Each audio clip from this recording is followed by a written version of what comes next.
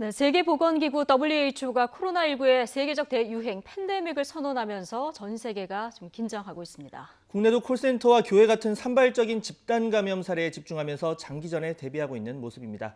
국내외 주요 코로나19 상황 전문가와 함께 짚어보겠습니다. 백순영 가톨릭의대 미생물학교실 교수 모셨습니다. 안녕하세요. 예, 안녕하세요. 예, 어서 오십시오.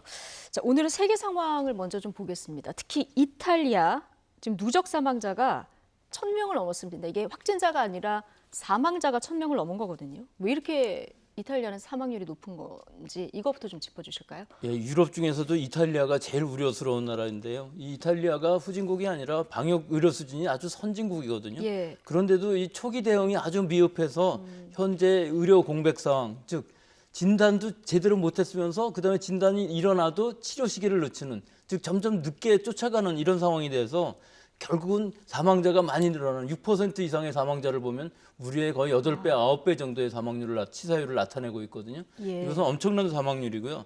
또 여기서부터 유입되는 다른 EU라는 나라들이 원래 국경이 없기 때문에 아무리 방역을 열심히 해도 결국은 다른 나라로 유입이 돼서 예. 그 주변에 있는 프랑스라든지 독일 같은 데도 지금 2,000명이 넘어가고 있는 수로 아주 급격히 증가하고 있거든요. 예. 근데 이런 나라들은 아직도 의료 공백이라는 상황은 일어나지는 않고 있지만 그 지역 사회 전파라는 이 개념은 지금으로서는 상당히 많이 진전되고 있는 것 같아요. 예. 하지만 병상들은 충분하고 충분한 의료 서비스를 받고 있기 때문에 사망률은 상당히 낮은 부분이 있습니다. 따라서 이런 나라들, 유럽의 국가들이 아직까지 이렇게 이 확산되는 것을 경험해보지 못한 나라들이거든요. 그러니까 중국이나 우리나라, 특히 중국보다는 우리나라의 방역 시스템이 굉장히 민주적으로 되어 있기 때문에 예. 이런 방역 시스템이나 혹은 환자를 진료한 이 임상 데이터들을 잘 공유를 해서 앞으로 아마 잘 수습을 할 수 있을 것으로 보입니다. 예.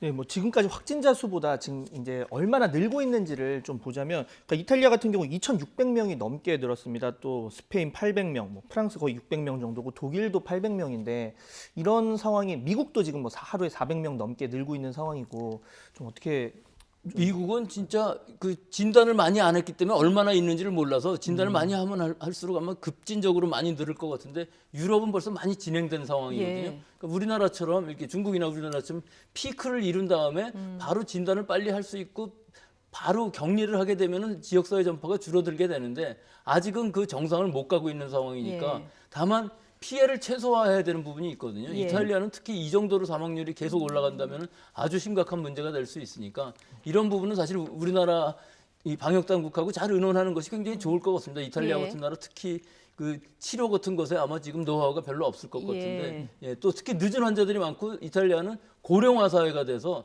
실제로 더 치사율이 높아지는 것 같습니다. 고령 인구 비중도 높고 지금 초기 대응이 늦어서 좀 확산 추세인 상황인데 유럽의 상황이 지금 말씀하신 이런 상황이고 그러다 보니까 어제 트럼프 대통령은 한 달간 유럽에서 들어오는 사람들 미국 입국 금지를 이제 내렸고요. 우리는 입국 절차를 좀 까다롭게 해서 거기서 걸러내겠다 이런 방침입니다.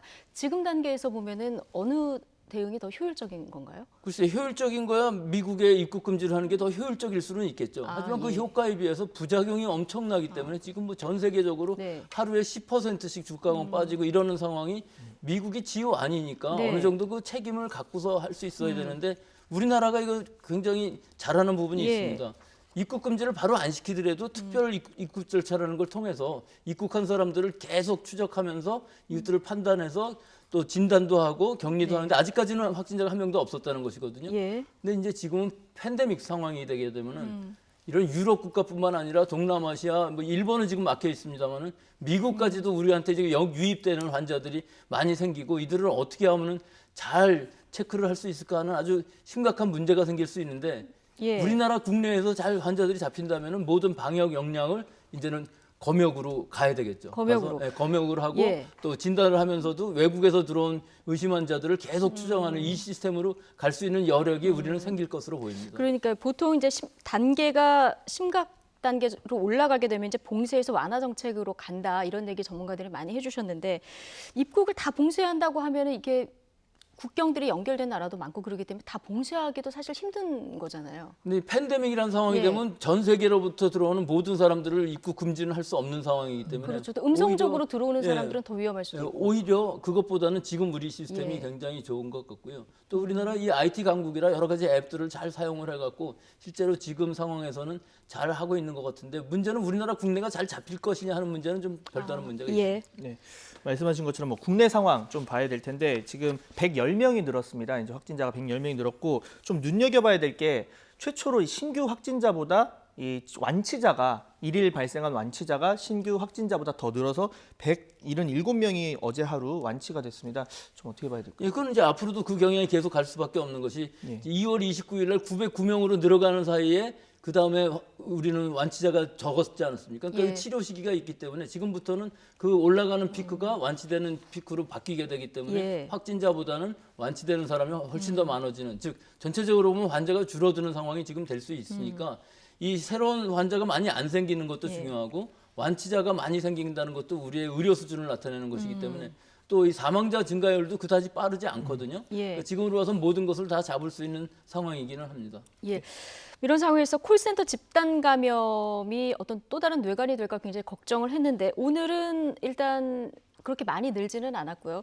그러나 다만 이제 2차 감염 사례가 좀 눈에 띕니다.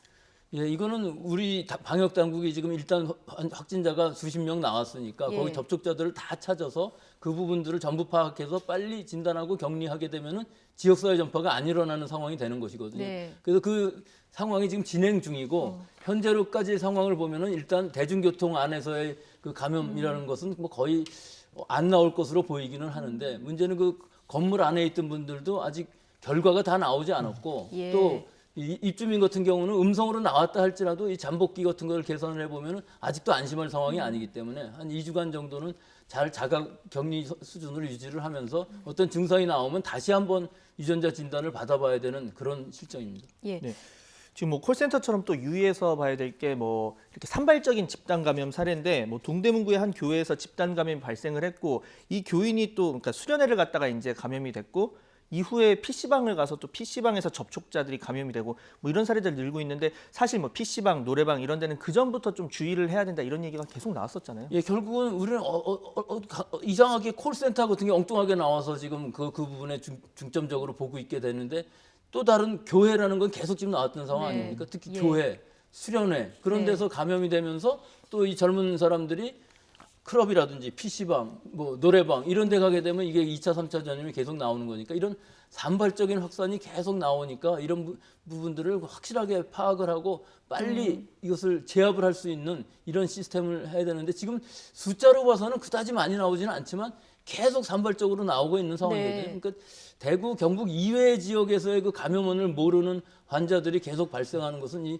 산발적인 유행이 이게 좀 우려스러운 바이니까 이 부분을 중점적으로 하고 좀 더 근본적인 그 선제적인 방역 방침도 좀 필요한 시기인 것 같습니다. 예. 뭐 지자체 차원에서 권고 정도는 내릴 수 있겠지만 사실 문을 닫게 할 수는 없으니까 가장 지금 필요한 건 뭐 개개인 위생 수칙 잘 지키는 것도 중요하겠지만 좀 사회적 거리두기랄까 심심하긴 하겠지만 뭐 예, PC방 이런 데 조금 자제하는 예, 것도 결국은 뭐 일반적인 그 상황밖에 안 되고 모든 사무실이 다 다르고 각각의 상황이 다 다르고 사정이 다르기 때문에 일반적인 권고 이외에는 할 수 없는 상황인데 한 가지 좀 제안을 드리자면 예. 지금 많이 얘기되고 있는 그 신속 진단 키트라는 것은 그 정확도는 좀 떨어질 수 있어도 많은 사람들한테 간단하게 할 수 있기 때문에 지금은 하루빨리 그 진단 키트를 또 엘라이자 키트라는 네. 것도 있으니까 이것들을 도입을 한다면은 선제적으로 위험 상황이 있으면 거기 전부 전수조사를 해볼 수 있거든요. 네. 그러니까 이런 선제적인 조처가 필요하고 지금 경기도에서는 그런 걸 시도하고 있다는데 그 결과는 아직까지 모르겠습니다만 아직 승인을 못 받았기 때문에 일단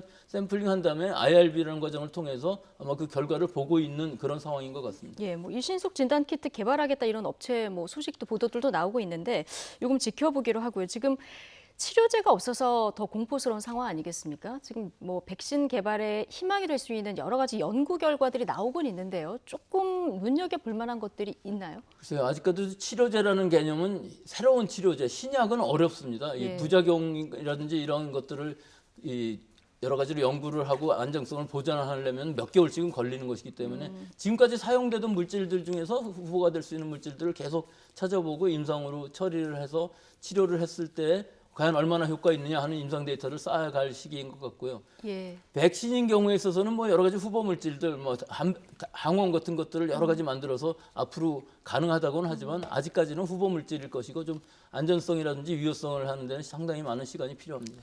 네, 오늘 말씀 여기까지 듣겠습니다. 지금까지 백순영 가톨릭 의대 교수와 함께 이야기 나눠봤습니다. 수고하셨습니다. 고맙습니다.